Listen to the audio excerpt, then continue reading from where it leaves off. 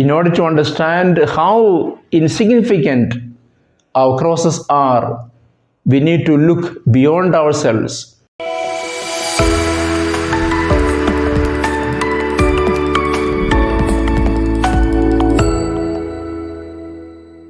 My dear brothers and sisters, about 2000 years ago, a young man in Palestine who was in his prime, full blossom of youth, was put to death by the Romans at the instigation of the Jews, his own people. Jesus' crucifixion is one of the greatest acts of injustice and cruelty in human history. Why was he crucified if he was innocent? Because Jesus made two important claims. First, he claimed to be a king. Second, he claimed to be the only Son of God. At his trial, when Pilate asked, "Are you a king?" Jesus replied, "It is you who say I am." This was a threat to the authority of the Romans who was ruling Palestine at that time.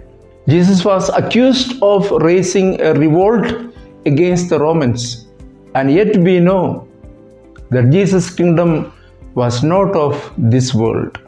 Secondly, Jesus claimed to be the only Son of God. As far as Jews and their leaders, the chief priests and scribes were concerned, this was the most serious blasphemy that anyone could utter. How a man can claim to be the Son of God, they thought. No religious founder except Jesus ever claimed to be the Son of God. Not only Jesus claimed to be the Son of God, he showed it through his life, preaching passion, death, and resurrection. When centurions saw Jesus dying on the cross, he said, "This indeed was the Son of God." Today we are commemorating, my dear brothers and sisters, not merely a historical event, something that took place more than 2000 years ago. If Christ's crucifixion was only a historical event, it could not be meaningful or significant for our life. For we remain unaffected, indifferent to many events that happened in history. Distance somehow takes the real effect away. Brothers and sisters, as we gather in churches and chapels today, we are commemorating something which is happening even today. For Christ is being crucified here and now in the midst of the world. We know that at this moment, there are many innocent people out there who are being arrested, imprisoned, tortured, and put to death. There are many out there who are forced to run away from their country and homeland.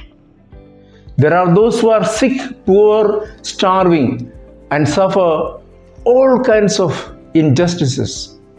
Wherever innocent people are arrested and imprisoned, tortured, and put to death, Christ himself is being crucified.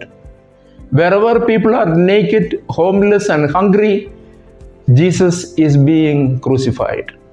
Saint Vincent de Paul and Mother Teresa saw in the faces of the poor, the sick, and the suffering, the face of Jesus crucified. There is no suggestion here that there are no sufferings in our own lives. We know the suffering that we ourselves have to go through almost daily from morning to night. For parents in caring for their children, looking after home, the tensions of the workplace, for students to be regular and committed at their studies, for priests and religious to be faithful to their vocation, and so forth.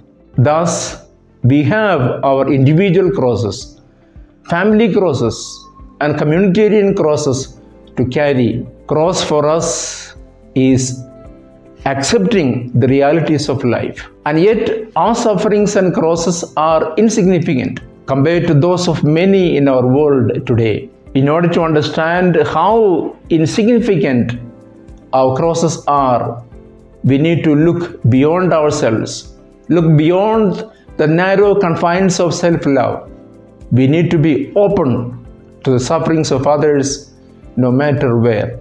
That is the grace we seek as we venerate the cross this evening.